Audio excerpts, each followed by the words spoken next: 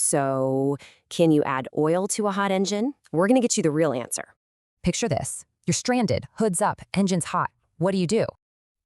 It turns out that most of what we've all been told is completely wrong.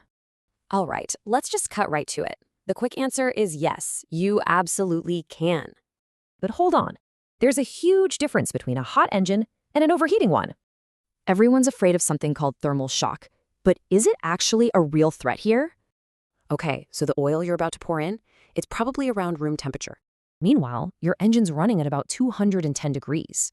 That's a big temperature gap, right? Well, guess what? Your engine is literally built to handle these kinds of temperature swings all day. So let's just forget that myth. Instead, here are the things you should actually worry about. Okay, here are the 3 real risks: a bad reading, overfilling, and, well, getting burned. So here's your cheat sheet. If your temp gauge looks normal, just wait 10 minutes before adding oil. All right, so let's talk about how to do this the right way. It's actually pretty simple. First, park somewhere level. Then, and this is key, wait about 10 minutes before you do anything. So why is that 10-minute wait so important? Well, it comes down to 2 huge reasons. 1, the oil needs to drain back down so you get a real reading. 2, so you don't burn yourself. Think running low on oil isn't a big deal? Think again. This is your minimum repair bill. And trust me, that kind of damage happens in just minutes. It's not about how many miles you drive.